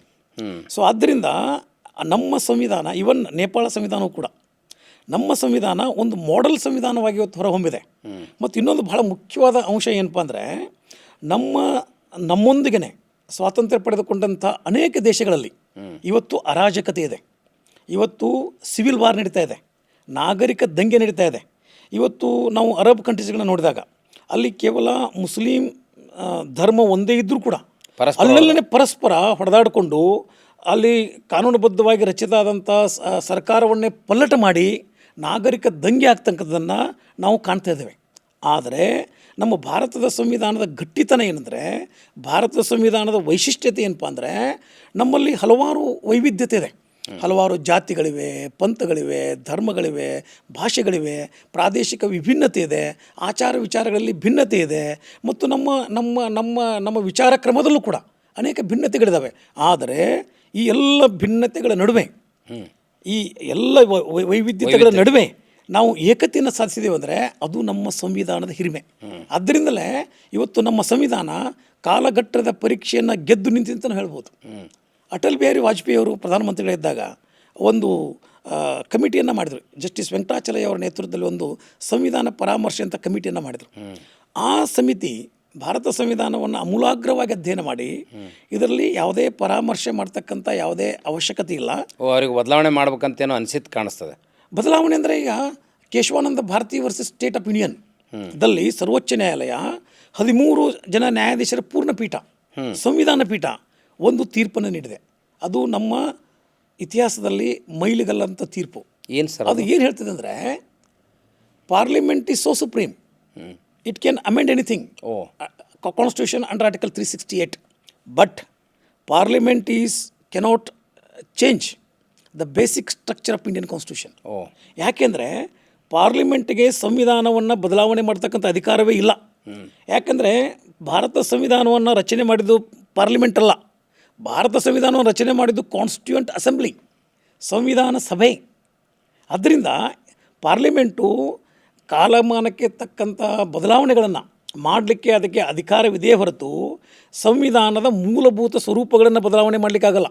ಸರ್, ನಾ ಆಸ್ ಎ ಕಾಮನ್ ಲೇಮ್ಯಾನ್ ಕೇಳ್ತೀನಿ, ಮೂಲಭೂತವಾದ ಸ್ವರೂಪಗಳು ಏನು ಸರ್? ನಾನು ಕಾನೂನು ವಿದ್ಯಾರ್ಥಿ ಅಲ್ಲ, ನೀವು ವಕೀಲರಾಗಿದ್ದಿರಿ, ನ್ಯಾಯಾಧೀಶರಾದ್ರಿ, ಸಂವಿಧಾನವನ್ನು ಆಳವಾಗಿ ಓದಿದ್ರಿ ಅನ್ನೋ ಕಾರಣಕ್ಕೆ ಕೇಳ್ತಾ ಇದ್ದೀನಿ. ಜನಸಾಮಾನ್ಯರಿಗೆ ಇವತ್ತು ಸಂವಿಧಾನದ ಅರಿವು ಬೇಕಲ್ಲ. ಎಸ್, ಮೂಲಭೂತ ಅಂಶಗಳು ಯಾವ? ಮೂಲಭೂತ ಅಂಶಗಳಂದರೆ ನಿಮಗೆ ಗೊತ್ತಿರೋ ಹಂಗೆ ಇಡೀ ಜಗತ್ತನ್ನು ನೋಡಿದಾಗ ಬೇರೆ ಬೇರೆ ಮಾದರಿಯ ಸರ್ಕಾರಗಳಿವೆ. ಕೆಲವು ದೇಶಗಳಲ್ಲಿ ಅಧ್ಯಕ್ಷೀಯ ಮಾದರಿ ಸರ್ಕಾರ ಇದೆ, ಅಮೇರಿಕೆಯಲ್ಲಿ. ಕೆಲವೊಂದು ಕಡೆ ಇನ್ನೂ ಮೊನಾರ್ಕಿ ಇದೆ, ಕಿಂಗ್ಶಿಪ್. ಅದು ನೇಪಾಳ ಇರ್ಬೋದು, ಸೌದಿ ಅರೇಬಿಯಾ ಇರ್ಬೋದು, ಇವನ್ ಪ್ರಜಾಪ್ರಭುತ್ವ ದೇಶವಾದಂಥ ಇಂಗ್ಲೆಂಡ್ನಲ್ಲಿ ಕೂಡ ಈಗಲೂ ಕೂಡ still there is a monarchy. Head of the state will be that king or queen. ಹಾಂ, ನೇಪಾಳದಲ್ಲೂ ಇದೆ. ಸೊ ಆದರೆ ನಮ್ಮ ದೇಶದಲ್ಲಿ ಪ್ರಜಾಪ್ರಭುತ್ವ ಇದೆ. ಈ ಪ್ರಜಾಪ್ರಭುತ್ವವನ್ನು ಬದಲಾಯಿಸೋಕ್ಕಾಗಲ್ಲ. ನಮ್ಮ ದೇಶದಲ್ಲಿ ಸಂಸದೀಯ ಮಾದರಿ ಸರ್ಕಾರ ಇದೆ, ಪಾರ್ಲಿಮೆಂಟ್ರಿ ಫಾರ್ಮ್ ಗೌರ್ಮೆಂಟ್ ಇದೆ, ಆ್ಯಸ್ ಲೈಕ್ ಇಂಗ್ಲೆಂಡ್. ಆದರೆ ಅಮೇರಿಕೆಯಲ್ಲಿ ಅಧ್ಯಕ್ಷೀಯ ಮಾದರಿ ಸರ್ಕಾರ ಇದೆ, ಪ್ರೆಸಿಡೆನ್ಷಿಯಲ್ ಫಾರ್ಮ್ ಗೌರ್ಮೆಂಟ್ ಇದೆ. ಸೊ ಆದ್ದರಿಂದ ನಾವು ಪಾರ್ಲಿಮೆಂಟ್ರಿ ಫಾರ್ಮ್ ಗೌರ್ಮೆಂಟ್ದಿಂದ ಪ್ರೆಸಿಡೆನ್ಷಿಯಲ್ ಫಾರ್ಮ್ ಗೌರ್ಮೆಂಟ್ಗೆ ಹೋಲಿಕೆ ಆಗೋಲ್ಲ. ಮತ್ತು ನಮ್ಮಲ್ಲಿ ಜುಡಿಷಿಯಲ್ ರಿವ್ಯೂ ಇದೆ. ಜುಡಿಷಿಯಲ್ ರಿವ್ಯೂ ಅಂದರೆ ನ್ಯಾಯಾಂಗೀಯ ಪುನರ್ವಿಮರ್ಶೆ ಇದೆ. ಅಂದರೆ ಸಂಸತ್ತು ಕಾನೂನು ಮಾಡಲಿಕ್ಕೆ ಅಧಿಕಾರ ಇದೆ, ಆದರೆ ಆ ಕಾನೂನುಗಳು ಸಂವಿಧಾನಕ್ಕೆ ಅನುಗುಣವಾಗಿರಬೇಕು. The statutes, the acts, the laws made by the parliament must be in consonance with constitution. ಸಂವಿಧಾನದ ಆಶಯಗಳಿಗೆ ವಿರುದ್ಧ ಆಗಿದ್ದರೆ ಅಂಥ ಕಾನೂನುಗಳನ್ನು, ಅಂಥ ಅಧಿನಿಯಮಗಳನ್ನು ultra vires, null and void, unconstitutional ಅಂತ ಡಿಕ್ಲೇರ್ ಮಾಡ್ತಕ್ಕಂಥ ಅಧಿಕಾರ ಇವತ್ತು ಸರ್ವೋಚ್ಚ ನ್ಯಾಯಾಲಯಕ್ಕೆ ಮತ್ತು ಹೈಕೋರ್ಟ್ಗಳಿಗೆ ಇದೆ. ಇದು ಜುಡಿಷಿಯಲ್ ರಿವ್ಯೂ. ಆದರೆ ಈ ಅಧಿಕಾರ ಇದರಲ್ಲಿಲ್ಲ, ಇಂಗ್ಲೆಂಡ್ದಲ್ಲಿಲ್ಲ. ಇಂಗ್ಲೆಂಡ್ದಲ್ಲಿಲ್ಲ. ಯಾಕಂದ್ರೆ ಇಂಗ್ಲೆಂಡ್ದಲ್ಲಿ ಹೆಂಗಿದೆ ಅಂದರೆ, ಇಂಗ್ಲೆಂಡ್ದಲ್ಲಿ parliament is so supreme, it can do anything except man into woman, woman into man. ಗಂಡಸನ್ನು ಹೆಂಗಸನ್ನಾಗಿ ಬದಲಾವಣೆ ಮಾಡೋದು, ಹೆಂಗಸನ್ನು ಗಂಡಸನ್ನಾಗಿ ಬದಲಾವಣೆ ಮಾಡೋದನ್ನು ಬಿಟ್ಟು ಉಳಿದದನ್ನೆಲ್ಲ ಮಾಡ್ಬೋದು. ಯಾವುದು British parliament, because there is no judicial review. ಆದರೆ ಅಮೇರಿಕೆಯಲ್ಲಿ ಜುಡಿಷಿಯಲ್ ರಿವ್ಯೂ ಇದೆ. ನಾವು ಅಂಬೇಡ್ಕರ್ ಅವರು ಎಷ್ಟು ಬುದ್ಧಿವಂತರಂದರೆ, ಯಾವುದು ಸೂಟ್ ಅಮೇರಿಕೆಯಿಂದ ಜುಡಿಷಿಯಲ್ ರಿವ್ಯೂನ ತೊಗೊಂಬಂದರು, ಇಂಗ್ಲೆಂಡ್ನಿಂದ ಪಾರ್ಲಿಮೆಂಟ್ ಫಾರ್ಮ್ ತೊಗೊಂಡ್ರು. ಹೀಗಾಗಿ ಇದನ್ನೆಲ್ಲ ಬ್ಲೆಂಡ್ ಮಾಡಿರೋದ್ರಿಂದ ನಮ್ಮ ಭಾರತೀಯ ಸಂವಿಧಾನ ಕಾಲಘಟ್ಟದ ಪರೀಕ್ಷೆಯನ್ನು ಗೆದ್ದು ನಿಂತಿದೆ. ಅಷ್ಟೇ ಅಲ್ಲದೆ ಇಡೀ ಜಗತ್ತಿನಲ್ಲಿ ಅತಿ ದೊಡ್ಡ ಪ್ರಜಾಪ್ರಭುತ್ವ ರಾಷ್ಟ್ರವಾಗಿ ಹೊರಹೊಮ್ಮಿದೆ. ಇವತ್ತು ನಾವು ಚೀನಾವನ್ನು ಹಿಂದಿಕ್ಕಿ ಇವತ್ತು ನಾವು ಇಡೀ ಜಗತ್ತಿನಲ್ಲಿಯೇ ಅತಿ ದೊಡ್ಡ ಜನಸಂಖ್ಯೆ ಉಳ್ಳಂಥ ರಾಷ್ಟ್ರವಾಗಿ ಕೂಡ ಹೊರಹೊಮ್ಮಿದ್ದೇವೆ. ಇವತ್ತು ನಮ್ಮ ದೇಶದ ಜನಸಂಖ್ಯೆ 142 ಕೋಟಿ ದಾಟಿ ಹೋಗಿದೆ. ಆದರೂ ಕೂಡ ನಮ್ಮ ಸಂವಿಧಾನ ನಮ್ಮನ್ನು ಒಂದೇ ಇದರಲ್ಲಿ ಹೊಡೆದೋಗಿದೆ. ಈಗ ಸರ್, ಈಗ ಹಾಗೆ ಎಲ್ಲ ದೃಷ್ಟಿಯಿಂದ ಅಂಬೇಡ್ಕರ್ ವಿಚಾರ ಮಾಡಿ ಹೇಳಲಿಕ್ಕೆ ಯಾವುದೋ ಒಂದು ಮತೀಯವಾದಿಗಳು ಅಥವಾ ಮೇಲ್ವರ್ಗದವರು ಈ ದೇಶವನ್ನು ಸಂವಿಧಾನದ ಮೂಲಕ ಅಲುಗಾಡಿಸ್ಬೋದಂತ ಅನಿಸಿ ಅವರ ಹಂಗೆ ಅದನ್ನು ಬಿಗಿಗೊಳಿಸಿದ್ದಾರಾ ಹೆಂಗೆ? ಇಲ್ಲಿಲ್ಲ. ಅವ್ರಿಗೆ ಏನಾಗಿದೆ ಅಂದರೆ, ಈ ದೇಶದ ಚರಿತ್ರೆಯನ್ನು ನಾವು ಗಮನಿಸಿದಾಗ 2000 ವರ್ಷಗಳ ಕಾಲ ಮನುಸ್ಮೃತಿ ಈ ದೇಶದ ಅನಧಿಕೃತ ಸಂವಿಧಾನವಾಗಿ ಆಳ್ವಿಕೆ ಮಾಡಿದೆ. ಆ ಸಂವಿಧಾನದ ಆಳವಾದಂಥ ಆ ಮನಸ್ಥಿತಿ ಇನ್ನೂ ಕೆಲವೊಂದು ಮತೀಯವಾದಿಗಳಲ್ಲಿ, ಮೂಲಭೂತವಾದಿಗಳಲ್ಲಿ, ವೈದಿಕಶಾಹಿಗಳಲ್ಲಿ ತುಂಬಿಕೊಂಡಿದೆ. ಸೊ ಆ ಮನುಸ್ಮೃತಿ ಎಂದೂ ಸಮಾಜವನ್ನು ಕಟ್ಟಬೇಕು ಅಂತ ಗುರಿಯನ್ನು ಹೊಂದಿರಲಿಲ್ಲ. ಮನುಸ್ಮೃತಿ ಎಂದೂ ಭಾತೃತ್ವವನ್ನು ಬೆಸಿಬೇಕು ಅಂತ ಗುರಿಯನ್ನು ಹೊಂದಿರಲಿಲ್ಲ. ಮನುಸ್ಮೃತಿ ಎಂದೂ ಜಾತೀಯತೆಯನ್ನು, ಜಾತ್ಯತೀತ ಮನೋಭಾವವನ್ನು, ಸಮಾಜವಾದ ರಾಷ್ಟ್ರವನ್ನು, ಕಲ್ಯಾಣ ರಾಷ್ಟ್ರವನ್ನು ಕಟ್ಟಬೇಕಂತಕ್ಕಂಥ ಗುರಿ ಹೊಂದಿರಲಿಲ್ಲ. ಅದು ಕೇವಲ ಒಂದು ವರ್ಗದ ಹಿತವನ್ನು ಕಾಪಾಡಬೇಕಂತಲೇ ಅದು ಇಟ್ಕೊಂಡಿದ್ದು. ಹಾಗಿರೋದ್ರಿಂದನೇ ನಮ್ಮ ದೇಶದಲ್ಲಿ ಸುಮಾರು 2000 ವರ್ಷಗಳ ಕಾಲ ಅನಧಿಕೃತ ಸಂವಿಧಾನವಾಗಿ ಅದು ಇವತ್ತಿದ್ದು ನಮ್ಮ ದೇಶದಲ್ಲಿ ವರ್ಣಾಶ್ರಮ ಪದ್ಧತಿಯನ್ನು ಗಟ್ಟಿಗೊಳಿಸಿ, ನಮ್ಮ ದೇಶದಲ್ಲಿ ಜಾತೀಯತೆಯ ವಿಷಬೀಜವನ್ನು ಬಿತ್ತಿ, ನಮ್ಮ ದೇಶದಲ್ಲಿ ಅನೇಕ ಈ ವಿಚ್ಛಿದ್ರಕಾರಿ ಶಕ್ತಿಗಳನ್ನು ಮಾಡಿದ್ದರಿಂದಲೇ ನಮ್ಮ ದೇಶದ ಮೇಲೆ ಅನೇಕ ಪರಕೀಯರು ದಾಳಿಯನ್ನು ಮಾಡಿದರು. ನಮ್ಮ ದೇಶದ ಮೇಲೆ ಹೂಣರು ಬಂದರು. ಆ ಮನುವಾದದ ಮನುಸ್ಮೃತಿ ಗುಣವೇ ಬೇರೆ ದೇಶದವ್ರು ದಾಳಿ ಮಾಡ್ಲಿಕ್ಕೆ ಕಾರಣ ಅಂತೀರಿ? ಯಾಕೆಂದರೆ ಮನುಸ್ಮೃತಿ ಈ ದೇಶದ ಮೂಲ ನಿವಾಸಿಗಳಿಗೆ ಶಸ್ತ್ರ ಹಿಡಿಯುವ ಅಧಿಕಾರವನ್ನು ಕಿತ್ಕೊಂಡಿತ್ತು. ಶೂದ್ರರಿಗೆ ಶಿಕ್ಷಣವನ್ನು ನಿರಾಕರಿಸಿತ್ತು. ಶೂದ್ರರಿಗೆ ಆಸ್ತಿ ಹಕ್ಕನ್ನು ನಿರಾಕರಿಸಿತ್ತು. ಶೂದ್ರರಿಗೆ ಶಸ್ತ್ರ ಹಕ್ಕನ್ನು ನಿರಾಕರಿಸಿತ್ತು. ಆದ್ದರಿಂದಲೇ ಇಡೀ ದೇಶದ ರಕ್ಷಣೆಯನ್ನು ಕೆಲವು % ಆದಂಥ ಕ್ಷತ್ರಿಗೆ ಮಾತ್ರ ನೀಡಲಾಗಿತ್ತು. ಆದ್ದರಿಂದ ಯಾರೋ ವಿದೇಶಿಯ ದಾಳಿ ಮಾಡಿದ್ರಲ್ಲ, ಆ ಸೈನ್ಯ ಬಲವನ್ನು ಬಗ್ಗಬಿಡಿದ್ರೆ ಇಡೀ ಜನಸಮುದಾಯ ಶರಣಾಗ್ತಿತ್ತು. ಯಾಕೆ ಜನಸಮುದಾಯಕ್ಕೆ ಶಸ್ತ್ರ ಅಧಿಕಾರವೇ ಇರಲಿಲ್ಲ. ಆದ್ದರಿಂದ ನಮ್ಮ ದೇಶ ವೀಕ್ ಆಯಿತು. ಅನೇಕ ಪರಕೀಯರು ಬಂದು ನಮ್ಮ ಮೇಲೆ ದಾಳಿ ಮಾಡಿ, ಲೂಟಿ ಮಾಡಿ ಹೋಗಲಿಕ್ಕೆ ಸಾಧ್ಯ ಆಯಿತು.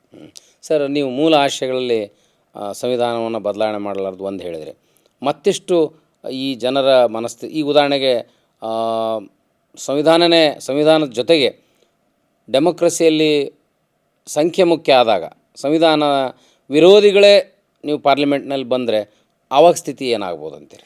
ಅದಕ್ಕೆ ಅಂಬೇಡ್ಕರ್ ಒಂದು ಮಾತು ಹೇಳ್ತಾರೆ. ಈಗ ಸಂವಿಧಾನ ಶ್ರೇಷ್ಠವೋ ಕನಿಷ್ಠವೋ ಅನ್ನೋದು ಮುಖ್ಯ ಅಲ್ಲ. ಸಂವಿಧಾನ ಎಷ್ಟೇ ಒಳ್ಳೆಯದಾಗಿದ್ದರು ಅದನ್ನು ಜಾರಿ ತರತಕ್ಕಂಥ ಜಾಗೆಯಲ್ಲಿ, ಅದು ಪಾರ್ಲಿಮೆಂಟ್ರಿ ಸಿಸ್ಟಮ್, ಜಾಗದಲ್ಲಿ ಅಸಮರ್ಥರು ಮತ್ತು ಯಾರು ದುಷ್ಟರು, ಭ್ರಷ್ಟಾಚಾರಿಗಳು, ವ್ಯಭಿಚಾರಿಗಳು, ಸಮಾಜ ಕಂಟಕರು ಕುಂತ್ರೆ ಸಂವಿಧಾನ ಕೆಟ್ಟದ್ದಾಗಿ ಪರಿಣಮಿಸ್ತದೆ. ಸಂವಿಧಾನ ಎಷ್ಟೇ ಕೆಟ್ಟದ್ದಾಗಿದ್ರು ಅಲ್ಲಿ ಜಾರಿ ತರ್ತಕ್ಕಂಥ ಜಾಗದಲ್ಲಿ ಸಚ್ಚಾರಿತ್ರರು, ಸಮಾಜಪರ ಚಿಂತಕರು, ಒಳ್ಳೆಯವರು, ಪ್ರಾಮಾಣಿಕರು ಬಂದು ಕೂತ್ರೆ ಸಂವಿಧಾನ ಒಳ್ಳೆಯದಾಗಿ ಹೊರಹೊಮ್ಮುತ್ತದೆ. ಅದಕ್ಕೆ ಬಾಬಾ ಸಾಹೇಬ್ ಹೇಳಿದ್ದಾರೆ, ಸಂವಿಧಾನ ಜಾರಿ ತರ್ತಕ್ಕಲ್ಲಿ ಒಳ್ಳೆಯ ಜನ ಇರಬೇಕು ಅಂತ ಹೇಳಿದ್ದು.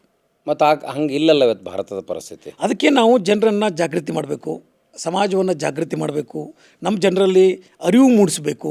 ಸೊ ಪಾರ್ಲಿಮೆಂಟ್ಗೆ ಮೊದಲಿನ ದಿನಮಾನಗಳು ನೋಡಿದರೆ ಎಲ್ಲ ಸಮಾಜ ಸೇವೆ ಮಾಡಿದವರು, ಸ್ವಾತಂತ್ರ್ಯ ಸಂಗ್ರಾಮದಲ್ಲಿ ಹೋರಾಟ ಮಾಡಿದವರು, ಸಾಮಾಜಿಕ ಕಳಕಳಿ ಇದ್ದವರು ಆರಿಸಿ ಬರ್ತಿದ್ರು. ಆದರೆ ಇವತ್ತು ರಾಜಕೀಯ ಅನ್ನೋದು ಅದೊಂದು ಥರ ಅದೊಂದು ಉದ್ಯಮವಾಗಿ, ಅದೊಂದು ವ್ಯಾಪಾರವಾಗಿ, ಅದೊಂದು ಬಿಸ್ನೆಸ್ ಆಗಿ ಇವತ್ತು ಹೊರಹೊಮ್ಮಿದೆ.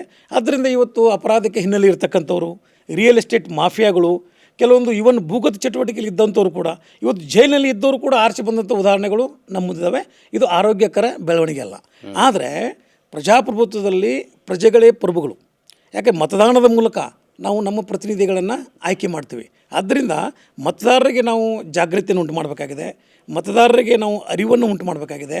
ಮತದಾರರಿಗೆ ಸಂವಿಧಾನದ ಮೌಲ್ಯಗಳ ಬಗ್ಗೆ ನಾವು ಅರಿವುಂಟು ಮಾಡಿದರೆ ಅವರು ಸಚ್ಚಾರಿತ್ರರನ್ನು ಆರಿಸ್ತಾರೆ ಅಂತಕ್ಕಂಥ ಆಶಾಭಾವ ನಮ್ಮದಾಗಿದೆ.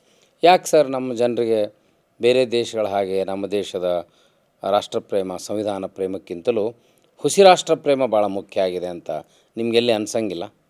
ಅನ್ನಿಸ್ತಾ ಇದೆ. ಆ ಹುಸಿ ರಾಷ್ಟ್ರ ಪ್ರೇಮವನ್ನು ಯಾರು ಬಿತ್ತಾ ಇದ್ದಾರೆ, ಹುಸಿ ರಾಷ್ಟ್ರ ಪ್ರೇಮಕ್ಕೆ ಯಾರು ಒಳಗಾಗಿದ್ದಾರೆ ಅನ್ನೋದ್ರ ಬಗ್ಗೆ ನಾವು ಜನ ಸಮುದಾಯಕ್ಕೆ ನಾವು ಇವತ್ತು ಜಾಗೃತಿಯನ್ನು ಮಾಡಬೇಕಾಗಿದೆ. ಎಲ್ಲರಿಗೂ ಬೇಡ, ಅಟ್ಲೀಸ್ಟ್ ಶೂದ್ರರು, ದಲಿತರು, ಹಿಂದುಳಿದವರು ಇದನ್ನು ಅರ್ಥ ಮಾಡ್ಕೋಬೇಕಲ್ಲ. ಅರ್ಥ ಮಾಡ್ಕೊಳ್ಬೇಕು. ಯಾಕಂದರೆ ನಾವು ಇವತ್ತು ನಾವು ಸ್ವಾತಂತ್ರ್ಯ ಸಂಗ್ರಾಮದ ಚರಿತ್ರೆಯನ್ನು ನೋಡಿದಾಗ ಯಾರು ಇವತ್ತು ಹುಸಿ ರಾಷ್ಟ್ರವನ್ನು ಪ್ರತಿಪಾದನೆ ಮಾಡ್ತಾ ಇದ್ದಾರೆ, ಯಾರು ನಾವು ರಾಷ್ಟ್ರಪ್ರೇಮಿಗಳತ್ತ ಸ್ವಯಂ ಘೋಷಣೆ ಮಾಡ್ತಾ ಇದ್ದಾರೆ, ಅವ್ರು ಯಾರು ಸ್ವಾತಂತ್ರ್ಯ ಸಂಗ್ರಾಮದಲ್ಲಿ ಭಾಗವಹಿಸಿಲ್ಲ, ಯಾರು ಜೈಲಿಗೆ ಹೋಗಿಲ್ಲ, ಯಾರು ನೇಣುಗಂಬವೂ ಇರಲ್ಲ. ಇವತ್ತು ನಾವು ಸ್ವಾತಂತ್ರ್ಯ ಚೌಕದ ನಾವು ಪಟ್ಟಿಯನ್ನು ನೋಡಿದಾಗ ಅಲ್ಲೆಲ್ಲ ಇರತಕ್ಕಂಥವರು ಈ ತುಳಿತಕ್ಕೊಳಗಾದವರು, ಶೂದ್ರರು, ಹಿಂದುಳಿದವರು, ಅಲ್ಪಸಂಖ್ಯಾತ ಹೆಸರುಗಳನ್ನೇ ನಾವು ಕಾಣ್ತೀವಿ ಹೊರತು ಯಾರು ಇವತ್ತು ರಾಷ್ಟ್ರ ಪ್ರೇಮದ ಮುಖವಾಡವನ್ನು ಹಾಕಿ ಯಾರು ಬಂದಿದ್ದಾರೆ ಅವ್ರು ಎಂದೂ ಸ್ವಾತಂತ್ರ್ಯ ಸಂಗ್ರಾಮದಲ್ಲಿ ಪ್ರಾಣಾರ್ಪಣೆ ಮಾಡಿಲ್ಲ, ಪ್ರಾಣ ತ್ಯಾಗ ಮಾಡಿಲ್ಲ, ಗಲ್ಲಿಗೇರಿಲ್ಲ. ಅದು ಹುಸಿ ರಾಷ್ಟ್ರೀಯವಾದ. ಸರ್, ಸಂವಿಧಾನ ಪ್ರಾಮಾಣಿಕ ಹೋರಾಟಗಾರರಿಗೆ ಪ್ರಾಮಾಣಿಕತೆ ಮತ್ತು ಬದ್ಧತೆಯಿಂದ ಬುದ್ಧ, ಬಸವ, ಅಂಬೇಡ್ಕರ್ ಮೌಲ್ಯಗಳನ್ನು ಪ್ರತಿಪಾದನೆ ಮಾಡೋರಿಗೆ ರಕ್ಷಣೆ ಕೊಡ್ಬೋದು ಅಂತ ನಿಮ್ಗೆ ಅನಿಸ್ತದ? 100% ಅನಿಸ್ತದೆ. ರಕ್ಷಣೆ ಕೊಡ್ಬೋದು ಅನ್ನೋ ಕಾರಣಕ್ಕೇ ಇವತ್ತು ಭಾರತದಲ್ಲಿ ಪ್ರಜಾಪ್ರಭುತ್ವ ಜೀವಂತವಾಗಿದೆ. ಇವತ್ತು ನಮ್ಮದೊಂದು ಸಾಂವಿಧಾನಿಕ ವ್ಯವಸ್ಥೆ ಇದೆ. ನಮ್ಮ ವ್ಯವಸ್ಥೆಯಲ್ಲಿ ಕೆಲವು ಲೋಪದೋಷಗಳು ಇರ್ಬೋದು. ಆ ಲೋಪದೋಷಗಳ ಲಾಭವನ್ನು ಕೆಲವು ಕುತಂತ್ರಿಗಳು ಅದನ್ನು ಪಡೆದುಕೊಂಡಿರ್ಬೋದು. ಬಟ್ ಆ ಲೋಪದೋಷಗಳನ್ನು ನಾವು ತಿದ್ದುಪಡಿ ಮಾಡಲಿಕ್ಕೆ, ಜನರಲ್ಲಿ ಜಾಗೃತಿ ಮಾಡಲಿಕ್ಕೆ ನಮ್ಮ ಸಂವಿಧಾನ ಗಟ್ಟಿಯಾಗಿದೆ. ಈಗ ಸುಮ್ಮನೆ ವಿನಾಕಾರಣ ಒಂದು ವರ್ಗವನ್ನು ದೂಷಿಸಬೇಕಾದಾಗ ದಲಿತರು ಕಾನೂನನ್ನು ಅಟ್ರಾಸಿಟಿಯನ್ನು ದುರುಪಯೋಗ ಮಾಡ್ಕೊಳ್ತಾರೆ ಅಂತ ನಿಮ್ಗೆ ಅಂತಾರೆ ಜನ, ಆಡ್ಕೊಳ್ತಾರೆ. ಇದಕ್ಕೆ ನಿಮ್ಮ ರಿಯಾಕ್ಷನ್ ಏನು ಸರ್? ನೀವೊಬ್ಬ ನ್ಯಾಯವಾದಿಗಳಾಗಿ, ನ್ಯಾಯಾಧೀಶರಾಗಿ, ಕಾನೂನು ತಜ್ಞರಾಗಿ ನನಗೆ ಉತ್ತರ ಕೊಡಿ ಸರ್. ಈಗ ನಾವು ಯಾವಾಗಲೂ ಕಾನೂನನ್ನು we should use it as a shield. ನಾವು ಕಾನೂನನ್ನು ಒಂದು ಗುರಾಣಿಯನ್ನಾಗಿ ಬಳಸಬೇಕು ಹೊರತು ಕತ್ತಿಯನ್ನಾಗಲ್ಲ. We should not use the law as a sword. So ಆದ್ದರಿಂದ ಈ ಏನು ಅಟ್ರಾಸಿಟೀಸ್ ಆ್ಯಕ್ಟ್ ಇದೆ ಅದು ಶೋಷಿತರ ರಕ್ಷಣೆಗಾಗಿರ್ತಕ್ಕಂಥ ಕಾನೂನದು. ಸೊ ಅದು ನಿಜವಾಗಿ ಅವ್ರ ಮೇಲೆ ಅನ್ಯಾಯ ಆದರೆ ಆ ಕಾನೂನುಗಳ ಅಡಿಯಲ್ಲಿ ಪ್ರಕರಣ ದಾಖಲಿಸಲಿ, ಆ ಕಾನೂನು ಪ್ರಕಾರ ತನಿಖೆ ನಡೆಯಲಿ, ಅದು ಶಿಕ್ಷೆ ಆಗಲಿ. ಆದರೆ ಅದನ್ನೇ ಒಂದು ಯಾರೋ ಪ್ರಲೋಭನೆಗೆ ಒಳಗಾಗಿನೋ ಅಥವಾ ಯಾರೋ ಒಂದು ಕುಮ್ಮಕ್ಕಿನ ಮೇರೆಗೋ ಅದರ ದುರುಪಯೋಗ ಸಲ್ಲದು ಮತ್ತು ಅದು ಆಗಬಾರ್ದು. ಸರ್, ನನಗೆ ಅದು ಹಂಗೆ ದುರುಪಯೋಗ ಆಗ್ತಿದೆ ಅಂತ ವೈಯಕ್ತಿಕವಾಗಿ ನನಗೆ ಅನಿಸಿಲ್ಲ. ಇವತ್ತು ಹಳ್ಳಿಗಳಲ್ಲಿ ಸವರ್ಣೀಯರಿಂದ ದಲಿತರ ಮೇಲೆ ಭಾಳ ದೊಡ್ಡ ದಬ್ಬಾಳಿಕೆ ಆಗ್ತದೆ, ಎಸ್ಪೆಷಲಿ ನಾರ್ತ್ ಇಂಡಿಯಾದಲ್ಲಿ. ಮತ್ತು ಹಂಗಿದ್ದಾಗ ಅವರು ದುರುಪಯೋಗ ಮಾಡ್ಕೊಳ್ತಾರೆ ಅನ್ನೋದು ಕೂಡ ಭಾಳ ಸೂಪರ್ಫಿಷಿಯಲ್ ವಾದ ಅಂತ ನನಗನ್ನಿಸ್ತದೆ. ಇವತ್ತಿಯೂ ಕೂಡ ಜಾತಿ ವ್ಯವಸ್ಥೆ ಜೀವಂತಿದೆ ಅನ್ನೋದಕ್ಕೆ ಇತ್ತೀಚಿನ ಈ ವಾರದ 2 ಉದಾಹರಣೆಗಳನ್ನು ನಾನು ಕೊಡಲಿಕ್ಕೆ ಇಷ್ಟಪಡ್ತೀನಿ. ಹೇಳಿ ಸರ್. ಅಲ್ಲಿ ಇಬ್ಬರು ದಲಿತರು 3 ಆಕಳಗಳನ್ನು ತೆಗೆದುಕೊಂಡು ಹೊಂಟಾಗ ಅವರು ಗೋಕಳ್ಳರ ತಿಳ್ಕೊಂಡು ಅವರನ್ನು 2 ಕಿಲೋಮೀಟ್ರು ಮಂಡಿಗಾಲ ಮೇಲೆ ನಡೆಸಿದ್ದು, ಅವರ ತಲೆಯನ್ನು ಅರ್ಧ ಬೋಳಿಸಿದ್ದು, ಅವರ ಬಾಯಲ್ಲಿ ಹುಲ್ಲಿಟ್ಟಿದ್ದನ್ನು ನಾವು ಪತ್ರಿಕೆಗಳಲ್ಲಿ, ಮಾಧ್ಯಮಗಳಲ್ಲಿ ಗಮನಿಸಿದ್ದೆವು.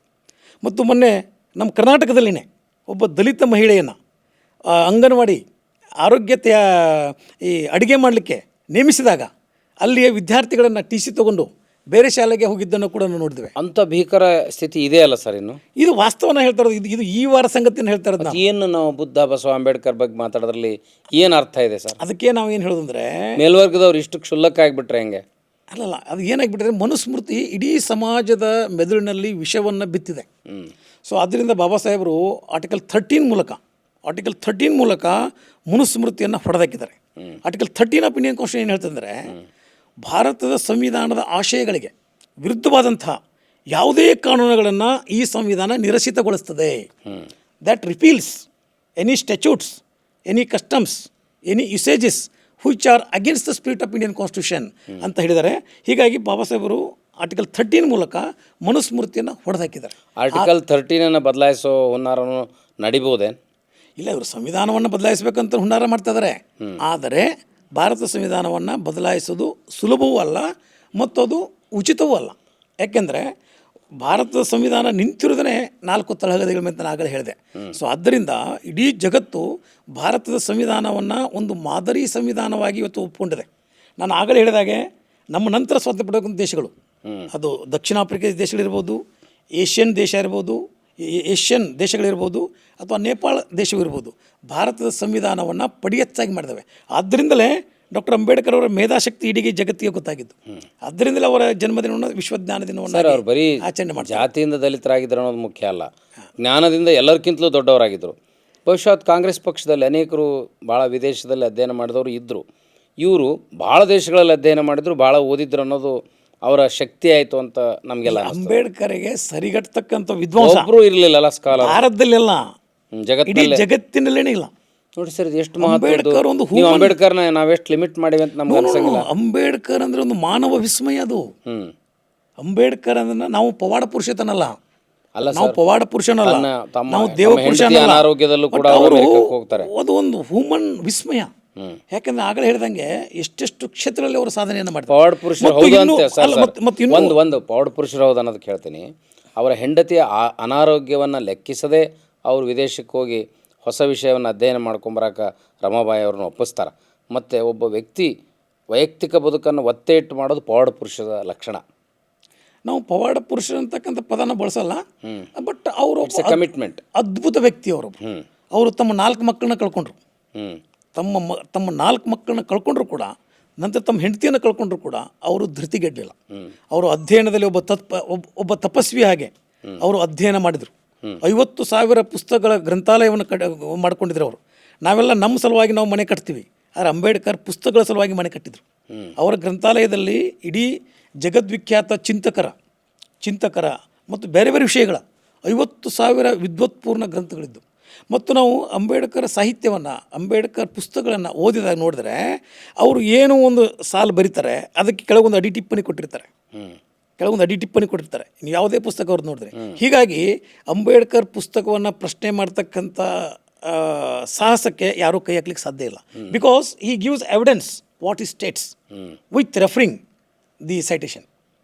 ಋಗ್ವೇದದಲ್ಲಿ ಹಿಂಗಿದೆ, ಸಾಮವೇದದಲ್ಲಿ ಹಿಂಗಿದೆ, ಯಜುರ್ವೇದದಲ್ಲಿ ಹಿಂಗಿದೆ ಅನ್ನೋದನ್ನು ಅವ್ರು ಕೋಟ್ ಮಾಡಬೇಕಾದ್ರೆ ಅಲ್ಲಿ ಶ್ಲೋಕಗಳ ಬಗ್ಗೆ, ಅಲ್ಲಿ ಉಲ್ಲೇಖಗಳ ಬಗ್ಗೆ ಇಲ್ಲಿ ಪ್ರಸ್ತಾಪ ಮಾಡ್ತಾರೆ, ಇದರಲ್ಲಿ ಹಿಂಗೆ ಹೇಳಿದ್ದಾರೆ ಅಂತ. ಸೊ ಆದ್ದರಿಂದ ಅಂಬೇಡ್ಕರ್ ಸಾಹಿತ್ಯವನ್ನು ವಿಮರ್ಶೆ, ಅದನ್ನು ನಕಾರಾತ್ಮಕ ವಿಮರ್ಶೆ ಮಾಡಲಿಕ್ಕೆ ಯಾರಿಗೂ ಸಾಧ್ಯ ಆಗಿಲ್ಲ. ಅದರ್ವೈಸ್ ಅದೇನಾದರೂ ಸ್ವಲ್ಪ ಸಡಿಲಾಗಿದ್ದರೆ ಮನುವಾದಿಗಳು ಆ ಲಿಟ್ರೇಚರನ್ನೇ ನಲ್ಲಿಫೈ ಮಾಡಿಬಿಡ್ತಿದ್ರು. ಸರ್, ಅದನ್ನು ಬೆಳಕಿಗೆ ತರದೇ ಇರೋದು ಕೂಡ ಒಂದು ಹುನ್ನಾರ ಇರ್ಬೋದಲ್ಲ, ನಲ್ಲಿಫೈ ಮಾಡೋಕ್ಕಾಗಲ್ಲ. ಅಂಬೇಡ್ಕರ್ ಜೀವಿತಾವಧಿಯಲ್ಲಿ ಅವರು ಬಹಳಷ್ಟು ಕೃತಿಗಳು ಬೆಳಕಿಗೆ ಬರಲಿಲ್ಲ. ಯಾಕಂದ್ರೆ ಬುದ್ಧ ಆ್ಯಂಡ್ ಇಸ್ ಧಮ್ಮ ಕೃತಿ ಪ್ರಕಟಣೆಗೆ ಅಂಬೇಡ್ಕರ್ ಅವ್ರ ಹತ್ರ ದುಡ್ಡು ಇರಲಿಲ್ಲ. ಆ ಕೃತಿ ಪ್ರಕಟಣೆಗೆ ನೆಹರೂರವ್ರ ಹತ್ರ ಹೋಗಿ ಅವರು ಕೇಳ್ತಾರೆ, ನನ್ನ ಕೃತಿಯನ್ನು ನೀವು ಸರ್ಕಾರದ ವೆಚ್ಚದಲ್ಲಿ ಅದನ್ನು ಮುದ್ರಣ ಮಾಡಿಕೊಡಿ ಅಂತ. ನೆಹರೂರು ಒಪ್ಪಲಿಲ್ಲ. ನೀವು ನೇಪಾಳದಲ್ಲಿ ಏನೋ ಒಂದು ಬುದ್ಧ ಸಮ್ಮೇಳನ ಮಾಡ್ತಾಯಿದ್ದೀರಿ, ಅಲ್ಲಿ ನೀವು ದೇಣಿಗೆಯನ್ನು ಸಂಪಾದಿಸಿ ನೀವು ಸಂಗ್ರಹಿಸಿ ಮಾಡ್ಕೊಳ್ರಿ ಅಂತ ಹೇಳ್ತಾರೆ. ಮತ್ತು ಬುದ್ಧ ಆ್ಯಂಡ್ ಇಸ್ ಧಮ್ಮ ಅಂಬೇಡ್ಕರ್ ತೀರಿದ ನಂತರ ಪ್ರಕಟ ಆಗ್ತಂತ. ಇನ್ನೊಂದು ಇಲ್ಲಿ ಭಾಳ ಮುಖ್ಯವಾದ ಅಂಶ, ಅಂಬೇಡ್ಕರ್ ಲಿಟ್ರೇಚರನ್ನು ಇಡೀ ಜಗತ್ತಿಗೆ ಹೊರಗೆ ಬಂದಿರಲಿಲ್ಲ. ಅಂಬೇಡ್ಕರ್ ಲಿಟ್ರೇಚರ್ ಬಂದಿರೋದು ಮಹಾರಾಷ್ಟ್ರ ಸರ್ಕಾರ ಪ್ರಥಮವಾಗಿ ಏನು ಅಂಬೇಡ್ಕರ್ ಬರಹಗಳು ಮತ್ತು ಭಾಷೆಗಳಂತ ಮರಾಠಿಯಲ್ಲಿ ಮೊದಲ ಸಲ ಅವರು ಬೆಳಕಿಗೆ ತರ್ತಾರೆ. ಅವಾಗ ಅದು ಇಡೀ ದಲಿತ ಜನಾಂಗಕ್ಕೆ ಅದು ಭಾಳ ಒಂದು ರೋಚಕ ಆಗ್ತದೆ. ಅದನ್ನೆಲ್ಲ ಓದಿದ ನಂತರವೇ 1970ರಲ್ಲಿ ಏನೋ ಒಂದು ದಲಿತ ಸಂಘರ್ಷ ಸಮಿತಿ ಇರ್ಬೋದು, ಆ ಹೋರಾಟಗಳಿರ್ಬೋದು, ಆ ಶೌರ್ಯ. ಕಾಂಗ್ರೆಸ್ನು ಕೂಡ ಅನ್ಯಾಯ ಮಾಡ್ತಂತೀರಿ ಸರ್? ಕಾಂಗ್ರೆಸ್ಸು ಮತ್ತು ಅವರಿಗೆ ತೀರ್ಕೊಂಡಾಗ ಅವರಿಗೆ ಶವ ಸಂಸ್ಕಾರಕ್ಕೆ ದೆಹಲಿಯಲ್ಲಿ ಜಾಗ ಕೊಡಲಿಲ್ಲ. ಅವರು ತೀರ್ಕೊಂಡಾಗ ಅವರ ಪಾರ್ಥಿವ ಶರೀರವನ್ನು ಮುಂಬೈಗೆ ತರಲಿಕ್ಕೆ ವಿಮಾನ ಮಾಡಲಿಲ್ಲ. ವಿಮಾನಯಾನ ಸಚಿವರು ಜಗಜೀವನ್ ರಾಮ್ ಆಗಿದ್ದರು. ಆವಾಗ 5,000 ರೂಪಾಯಿ ಶುಲ್ಕ ಕಟ್ಟಿಸ್ಕೊಂಡು ಅಲ್ಲಿ ಜನ ಸೇರಿದಂಥ ಎಲ್ಲ ಕಡೆಯಿಂದ ವಂತಿಗೆ ಮಾಡಿ, ಮತ್ತು ಅಂಬೇಡ್ಕರ್ ಒಬ್ಬರು ಅನುಯಾಯಿ ತಮ್ಮ ಕಾರನ್ನು ಮಾರಿ ಆ 5,000 ರೂಪಾಯಿ ಶುಲ್ಕವನ್ನು ಕಟ್ಟಿ ವಿಮಾನವನ್ನು ತಂದು ಅವರ ಪಾರ್ಥಿವ ಶರೀರವನ್ನು ಮುಂಬೈಗೆ ತರಬೇಕಾಯಿತು. ಎಂಥ ದುರಂತ ಅಲ್ಲ ಸರ್? ಹೌದು. ಅಂಬೇಡ್ಕರ್ ಶವ ಸಂಸ್ಕಾರಕ್ಕೆ ಒಂದು ಡೆಲ್ಲಿಯಲ್ಲಿ ಜಾಗ ಕೊಟ್ಟಿಲ್ಲ ಸರ್ಕಾರ, ಕೊಡಲಿಲ್ಲ. ಆ ಮನೋಧರ್ಮಕ್ಕೆ ಕಾರಣ ಏನಂತೀರಿ ಸರ್ ಅವ್ರನ್ನಷ್ಟು ವಿರೋಧ ಮಾಡಲಿಕ್ಕೆ? ಅಂದರೆ ಯಾವುದೇ ಪಕ್ಷ ಇರಲಿ, ಪಕ್ಷದ ನೇತೃತ್ವವನ್ನು ಮನುವಾದಿಗಳು ವಹಿಸಿರ್ತಾರೆ. ಯಾವುದೇ ಪಕ್ಷ ಇರ್ಬೋದು, ಅದು ಲೇಬಲ್ ಬೇರೆ ಆಗಿರ್ಬೋದು, ಬಟ್ ಅಲ್ಲಿರ್ತಕ್ಕಂಥ ಯಾರು ನೇತೃತ್ವ ಇದ್ದಾರೆ ಅವರೆಲ್ಲ ಮನುವಾದದಿಂದ ಪ್ರಭಾವಿತರಾದವರು ಇರ್ತಾರೆ. ಮನುಸ್ಮೃತಿಯ ವಿಷಾಂಶಗಳು ಅವರ ಹೃದಯ ಮೆದುಳಿನಲ್ಲಿ ಸೇರಿರ್ತವೆ. ಹಾಗಿರೋದ್ರಿಂದ ಇಂಥ ಸಂದರ್ಭಗಳು ಉದ್ಭವ.